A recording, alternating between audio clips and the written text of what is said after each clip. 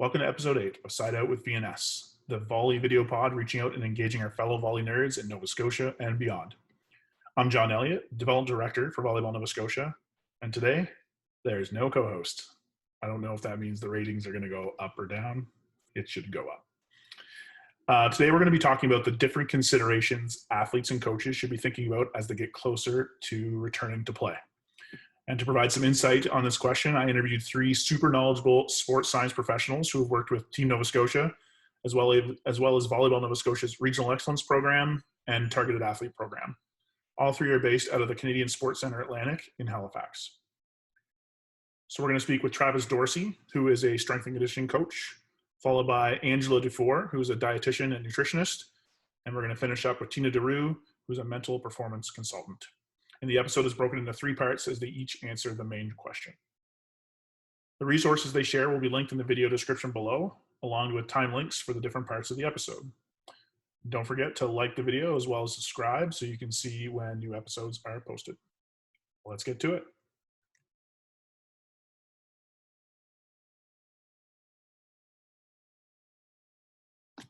Today, we're going to be going over considerations for the weight room. Specifically, because I'm an S&C coach or a strength conditioning coach, I want to just give you some considerations for that realm. So I know everyone is going to be itching to get back into training, at least once it's all said and done. However, taking it slow from the start, once you get back in the weight room, is the one consideration that I would recommend when coming back to training. So if you haven't done anything for the past 3 months on a regular basis, your body won't be as used to that amount of activity. So if you try and go back and go as hard as you can right away, you can overdo it, and then that can lead to injury. So here's just some recommendations that I have on frequency, intensity, volume, and rest interval. This is just a brief example.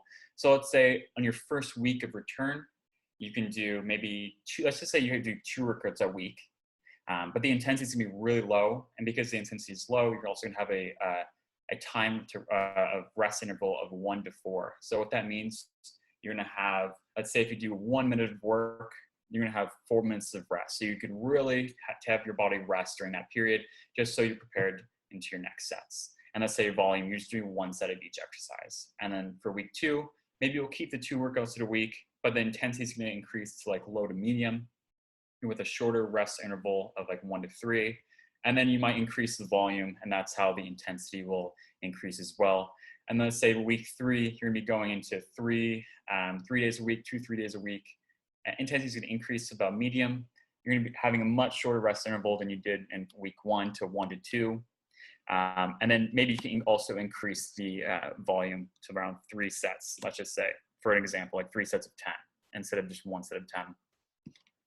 So with the actual current circumstances that we're in, if you're not doing something already, bodyweight exercises are the best bet to start training again, at least for the first 2 to 3 weeks. And then after that, if you don't have access to weights, there are some alternatives to applying resistance to your body. Some of these are like using bands, either mini bands or larger bands. You can use your backpack and fill your backpack up full of books or rocks. Just so you have weight and put it on your back. We've done that before in the past. You can also use milk jugs or water jugs, and those are approximately 7 or 10 pounds or something like that. So if you're having 2, that's around 15, 20 pounds of resistance on you. But when you actually do get back in the weight room, whether you're a beginner or have lots of experience in weight training, the one thing that I would like you to do in the take-home message is to start small and progress from there. That's the one thing that I would like you to take away from this message that what I'm giving.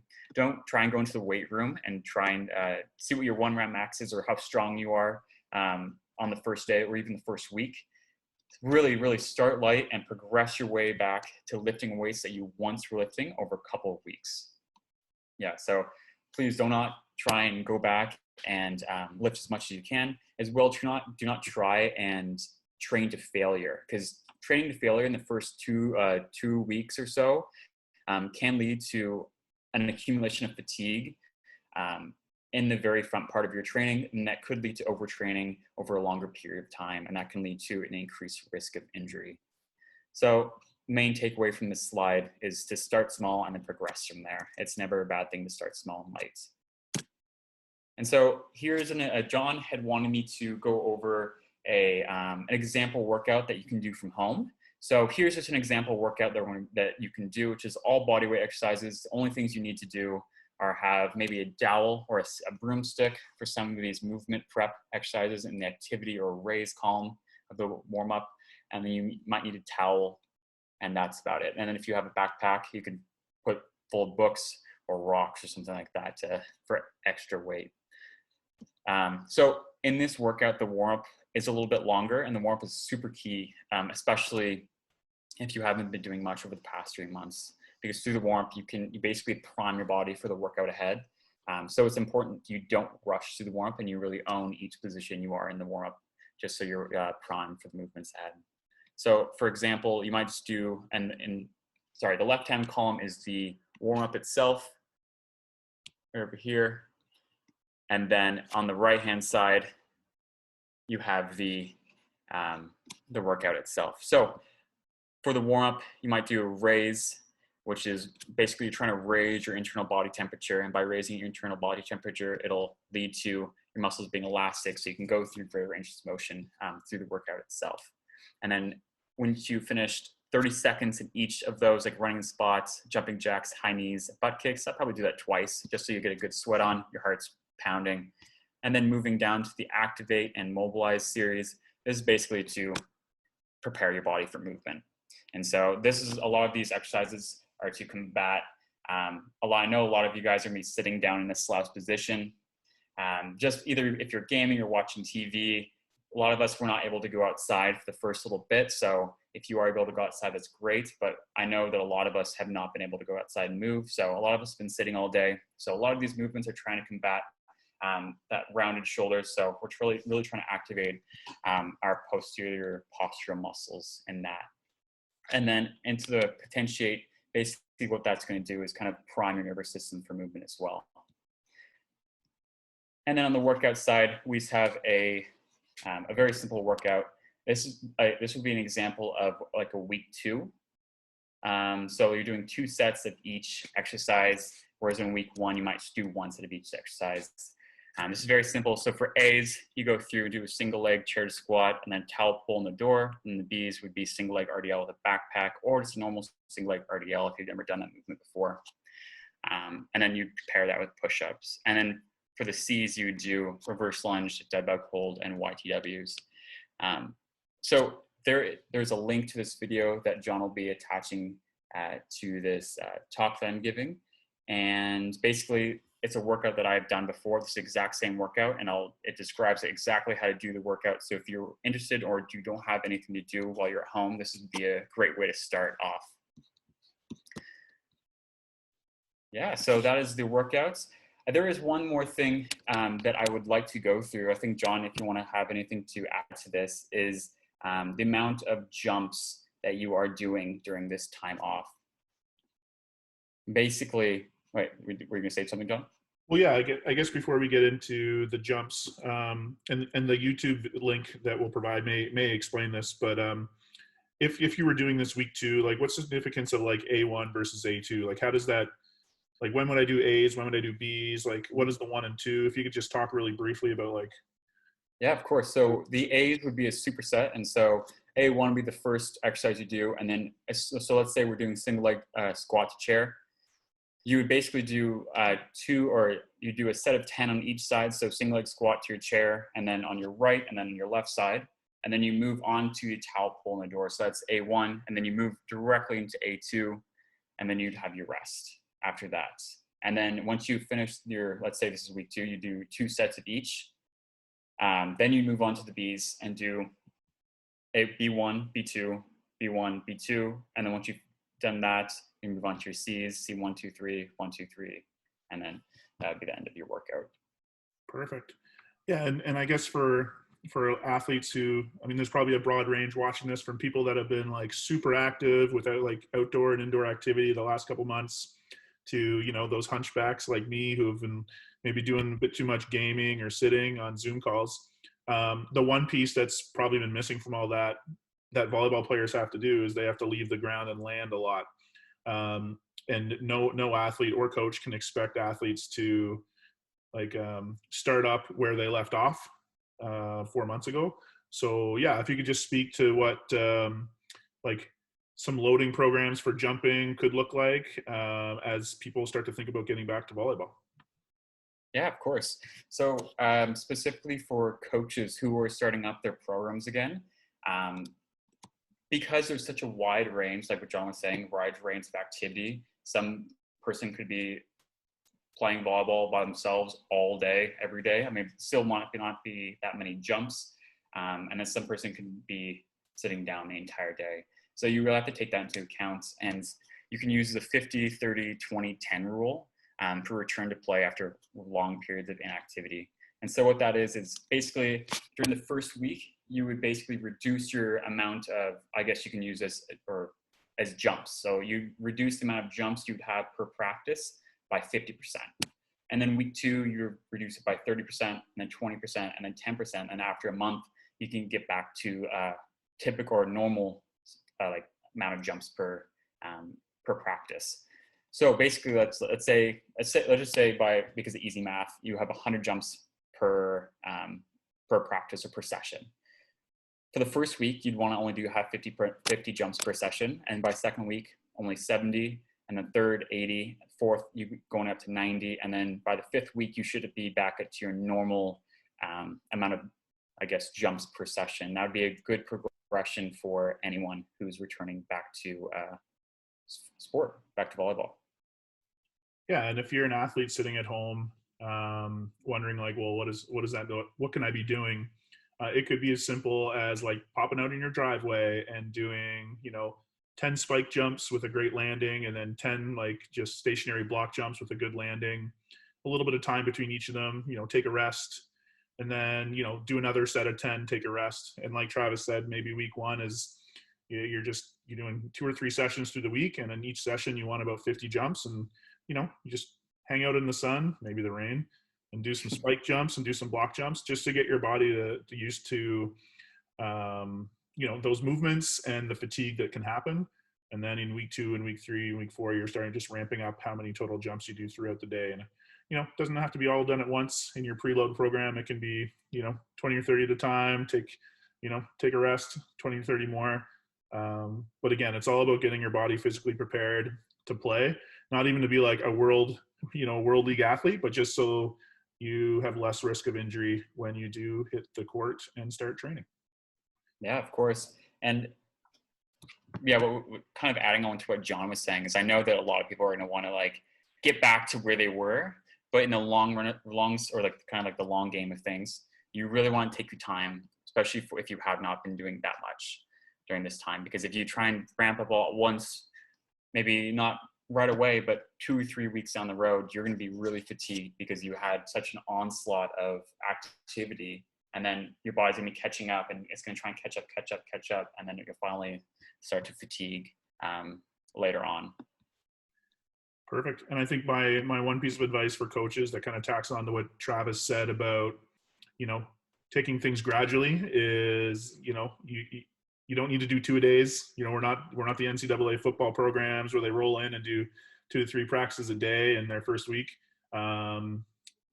Just think about what your athletes need. They need time to adapt. We as coaches will need time to adapt. And our goal is in like months down the road to have athletes back playing and enjoying the game at a high level, or at whatever level they are. It's not about hitting a provincial team or national team level in week 1 or week 2 or week 3. Like, again, Travis used the term the long game. That's what's best for coaches planning, and that's definitely what's best for athletes' expectations in these next couple months. So just put it in perspective.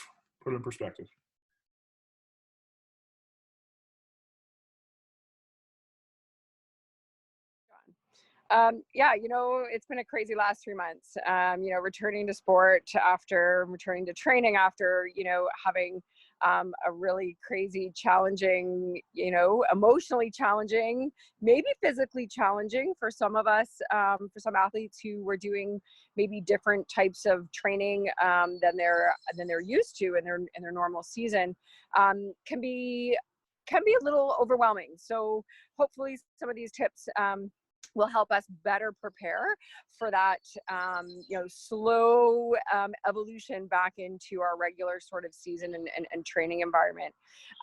We're going to touch a little bit on our overall energy needs. And again, it's a little bit different than what I was saying during COVID and things that we needed to adjust for. So energy needs, carbohydrate needs, protein needs, and also just, you know, being a little, I guess, compassionate with yourself and with body shape and body image, because again, we've been living on social media, looking at ourselves in Zoom calls and things like that. So having a little compassion for that. So we're going to touch on that too.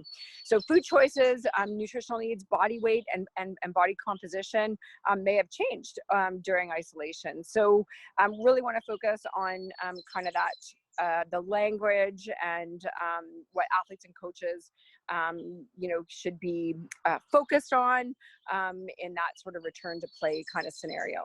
So let's touch on energy needs first.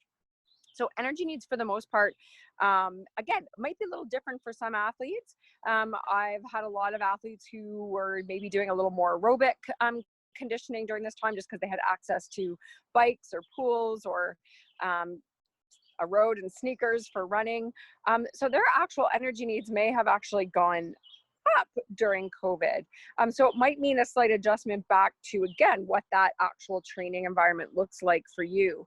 For some that maybe weren't maybe eating their overall or meeting their overall energy needs before in their regular season, would have had to up their intake. So it might actually be, again, more adequate when they return to their normal training environment, kind of where their actual intake was during COVID, if that makes sense. Highly recommend, you know, reach out to your sport dietitian and we would figure that out for you in terms of just sort of what to adjust in those overall energy demands. But, you know, for an example, you know, I've got lots of athletes who may have been training, you know, 2.5 hours continuous, maybe through COVID. So again, that more aerobic, where maybe in their normal training environment, they would be stop and go over 4 hours. May sound like more, again, energy, but in isolation, they were actually doing more intense types of training in that aerobic kind of fashion. So when we think about that, I mean, you know, some considerations. Obviously, if you've got that good gut-mind connection and, you know, all those hormones are being, you know, well produced, you're going to get that hunger and that satiety sensation. So really encourage you to kind of pay attention to those hunger and satiety cues as we transition into the new training environment.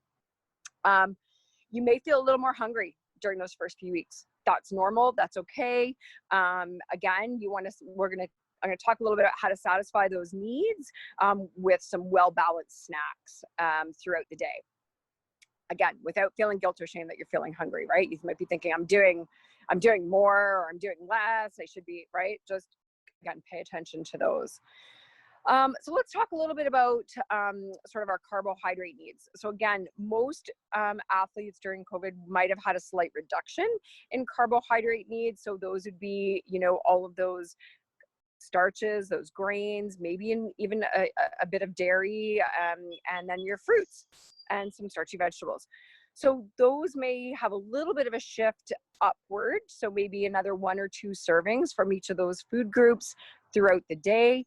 Again, depending on the capacity, the intensity of what you're doing, which will be, again, more of a staged in approach. So no need to go to the farthest extreme, because it may, because of nature of carbohydrates, you might feel a little fuller, right? Especially if they're whole grains. So again, that might make you feel like it's an unwanted weight gain, when in fact it's just probably the weight of the food, the weight of the water that's kind of associated with the digestion of carbohydrates. So don't let that throw you off, and don't restrict from those carbohydrate needs. So yes, include maybe another extra serving of, half a cup of rice with your dinner. Maybe it's an extra, wrap as a snack with peanut butter and a banana and a little bit of honey. Those would be good examples of some quality carbohydrates that you can add back in that we might have, again, scaled back a little bit on during COVID. And then for coaches, just make sure we're giving breaks, right? So make sure that they can get some carbohydrate, electrolyte drinks, especially if we're outside social distancing during training. Then you want to make sure you get that carbohydrate and electrolyte balance with some fluid. So encourage some snack breaks if we've got some long kind of periods of over an hour types of training in those training bouts. So let's talk a little bit about protein.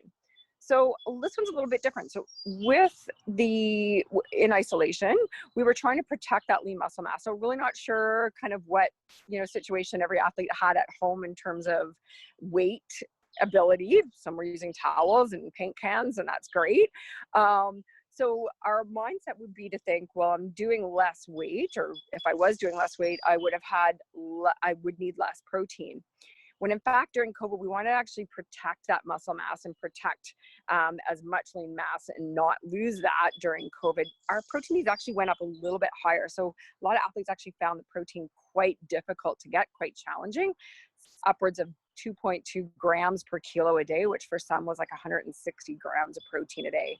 So if we weren't getting that, 5-6 times a day, would be very challenging to kind of jam that all in within sort of only three eating times. So our protein's probably going to come a little bit down. So that's a good thing because protein is very filling as well. One of our biggest satiety nutrients.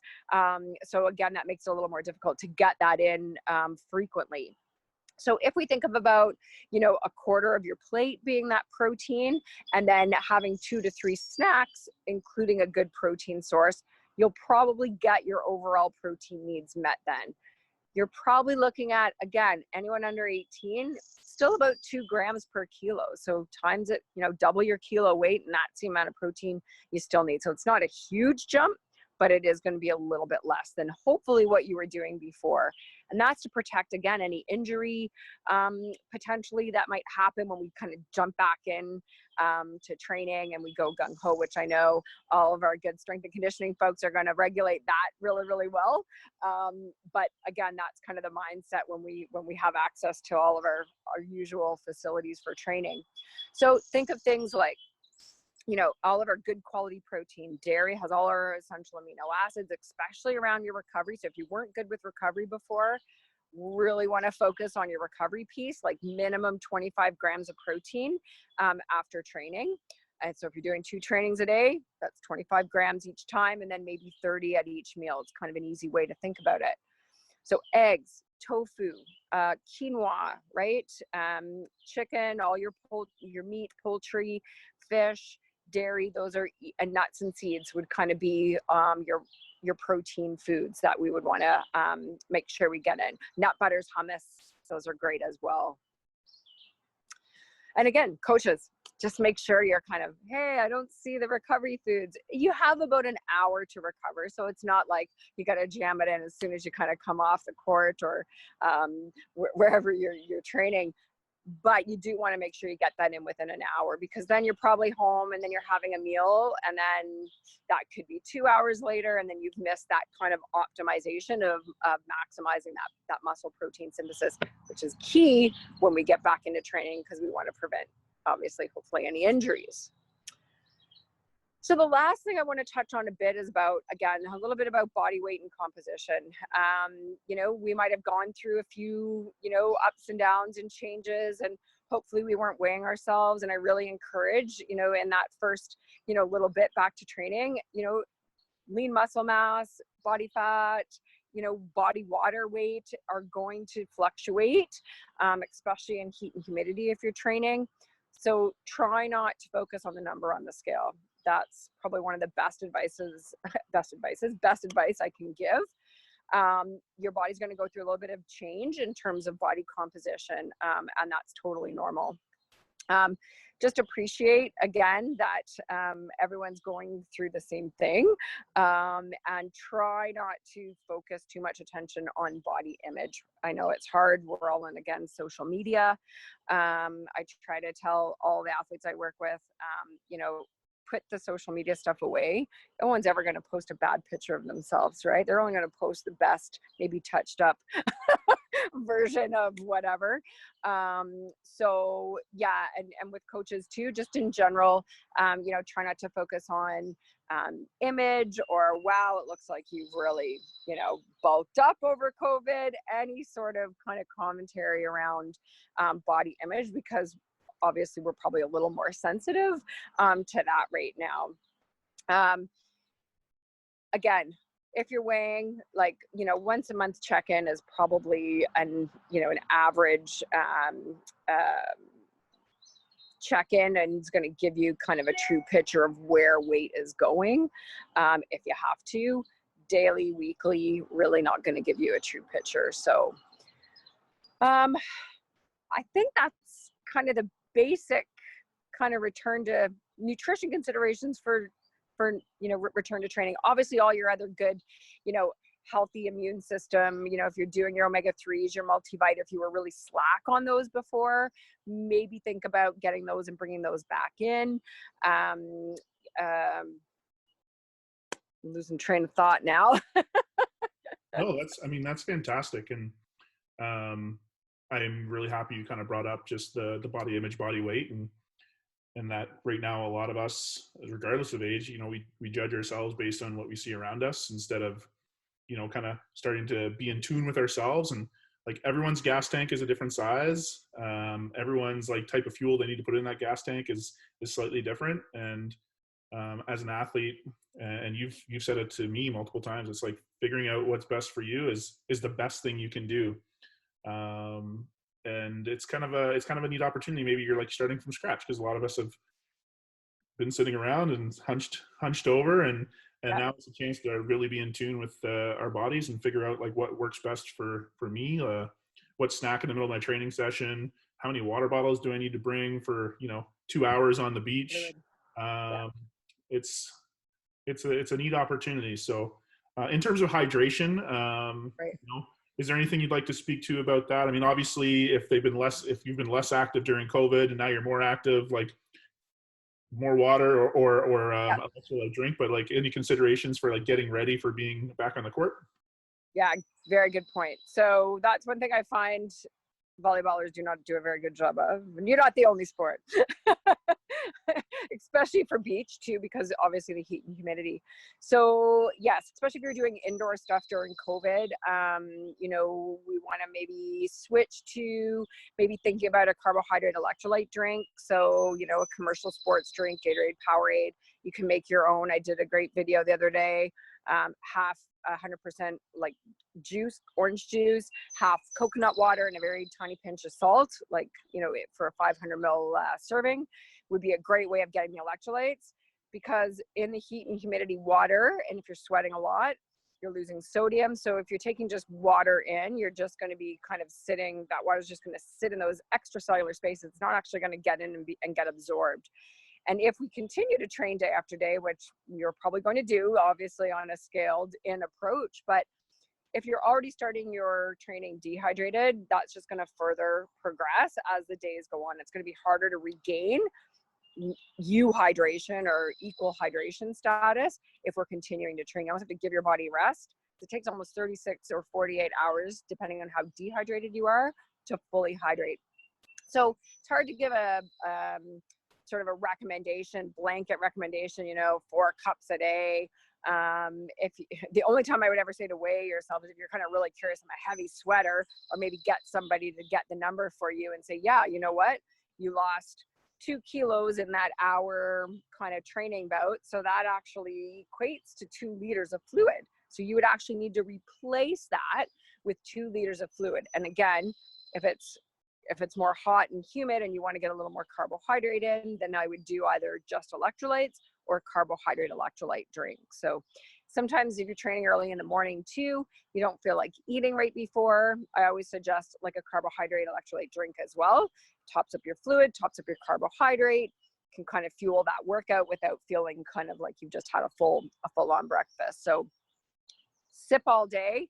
I always say that. And coffee and tea do count for your overall fluid intake up to a certain amount. So you can have about 3 cups, not extra large Tims, but that will help with your fluid intake. Food equates for about, you know, a liter almost, depending on obviously if you're having some, you know, some good juicy fruits and things like that, like watermelon, but soups, cold soups, gazpacho, can't even say that word. I never can say it. Gazpacho. Anyway, cold soups that will all help for your fluid intake. What is it? I can't say it. Why can't I say it today? I haven't had enough caffeine. Thank you. So just be cognizant. Urine color is a great way of indicating if you're not on a multivitamin. It will discolor your urine a nice bright yellow. If you're not on it, you should be a nice pale urine color all through the day. It's going to be a little bit darker in the morning. Obviously, we naturally dehydrate overnight, but that's what you want to strive for. First signs of dehydration are actually thirst is probably one of the later signs, but confusion, you know, just not being coordinated very well, which for your sport is key. Those would kind of be the first indicators. And then thirst and headache obviously come further down the line. Like you're probably already moderately to significantly dehydrated at that point. So just be mindful of, and I always say it's kind of practical to have maybe just a, you know, like the Gatorade size bottle of one with water and one with either electrolytes or carbohydrate and electrolytes in it. So coconut water, pinch of salt, again, none tabs. They're all pretty equal, and G2, G0, things like that would be great for just electrolytes. Awesome. And if you're a coach or an athlete looking to maybe learn a little bit more about nutrition, because I know it can be like a little bit of a scary topic if you're maybe not really, if you're not really diving into it, because you know there's a lot of information there. Is there any like quick resources you could suggest to a coach or an athlete? For sure. So coach.ca is an awesome, they took down all our fact sheets, but there's Coach's Kitchen, which have some great recipes for like high protein snacks, breakfast, which is again sort of the ones I've been hearing have been. One good thing about COVID is that we've come out with some great kind of staple recipes that we've been always wanting to try, right? Or maybe now you're making your own bread or whatever. So that's kind of a silver lining I've been finding with COVID. Keep those habits. They're great habits, you know, and again, time to enjoy the food instead of like eating on the run and just not paying attention to those hunger and satiety cues are really key. So keep those good habits going. But yeah, good resources. We're probably going to come out with a nutrition considerations for back to training. So look for that. We will post that either through CSCA website, or I will forward it to John and he can post to you guys as well. So if all that information just kind of went like this, you can hit rewind, and then we'll have most of those tips on a nice little fact sheet for you. So coming soon. Yeah, awesome. And I'm going to share my screen really quick because while you were talking, I was watching. But just as just on YouTube, the Canadian Sports Center Atlantic has a YouTube channel you can subscribe to. They have all kinds of different playlists on the go, but there is a nutrition playlist of different coach socialization talks that they've done in the last, I guess it would be 3 months. So it doesn't directly address return to play, but when that comes out, I'm sure it'll be added to this playlist. But there's some great talks on, you know, youth versus elite athlete nutrition, sports nutrition for young athletes, which I know a lot of our athletes would be considered in there, and a lot of our coaches would be coaching young athletes, body image in athletes, nutrition and isolation. Yeah, there's some. I was going to mention that one. Yeah, that's good. Excellent resources on there, and I will definitely include the link to this in our description of our current video. But again, thank you so much for your time today and all your amazing nutrition. Although it was like scary and like a lot, you made it so awesome and easily to understand. So really appreciate it.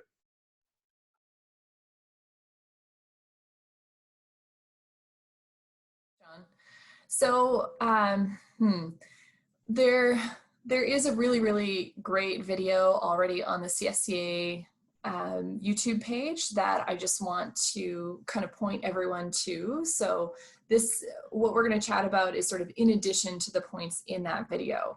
That video really talked about different phases of getting back into competition, reconnecting and having slow and progressive training and sort of setting those standards a bit lower as we get back in, and then how to get back into action. So that's what you'll find in that one.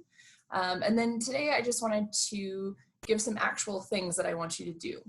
So the first thing I want you to do as an athlete, whether this is on your own, sort of solo, or when you're actually back in the training environment, is reflect on the lessons. Okay, so for some of you, it will be really, really helpful to write this out. What have you learned from your time in isolation, right? Being at home. What are the lessons that you can take from that time, right?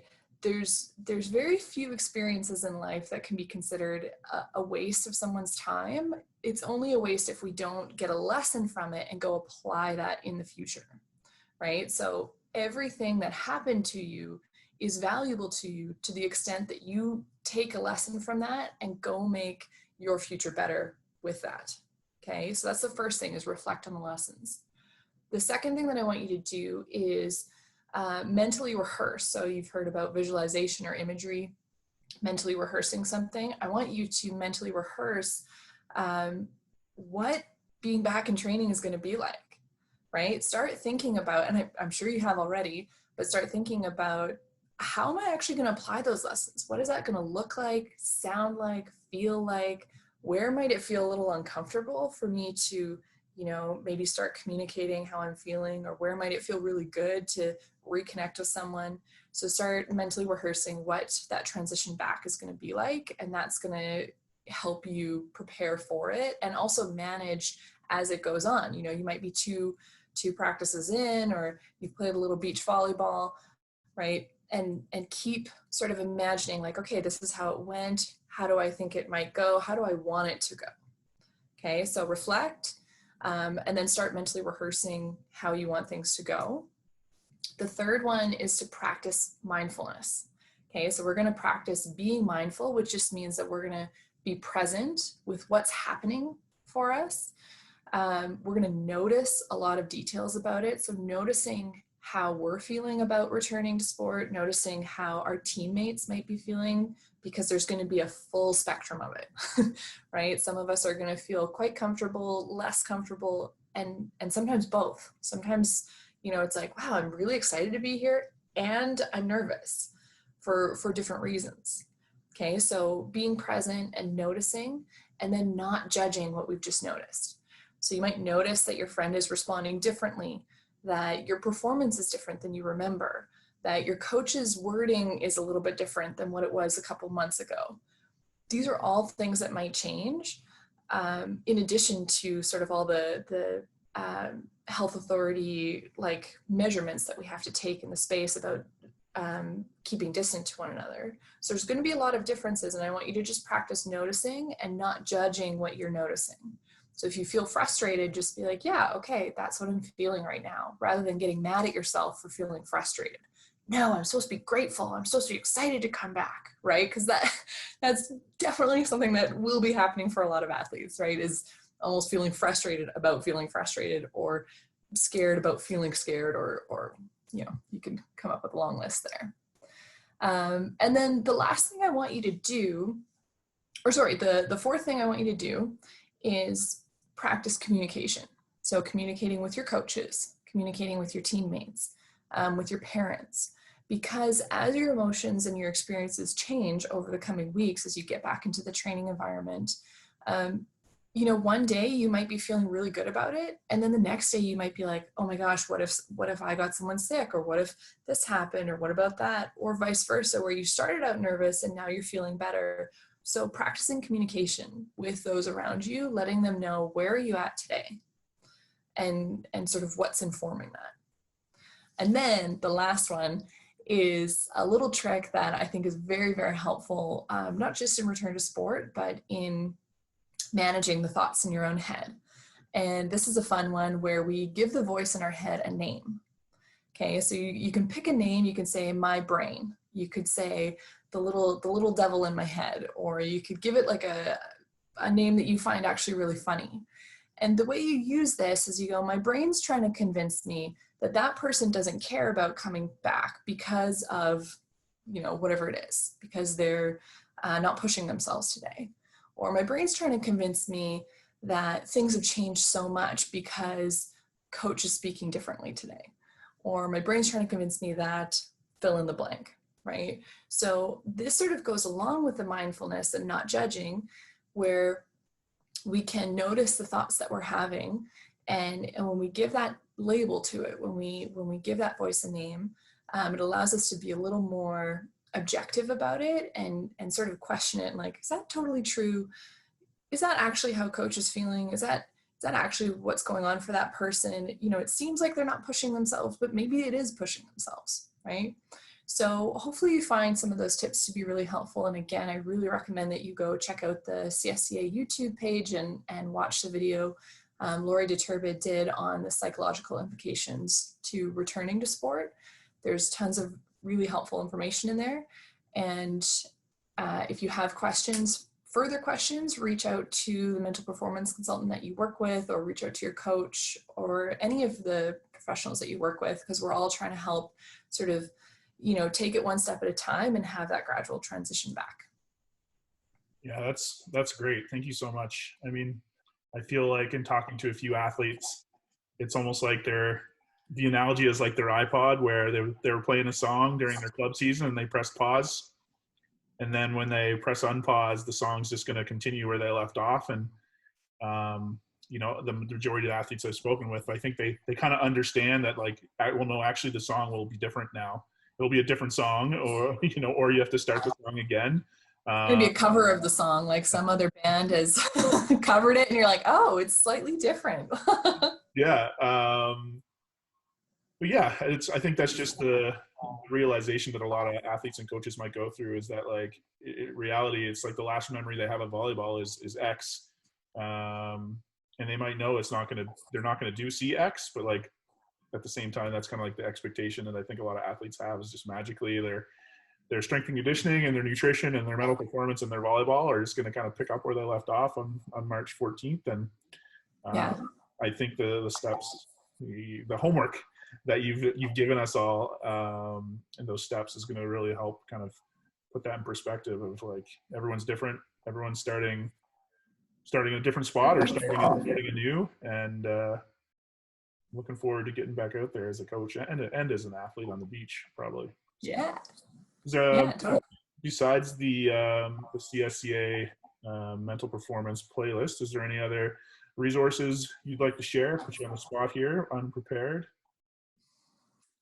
You know what, I think there's been a lot of really, really valuable information that has been put out across sort of the Canadian Sport Institutes.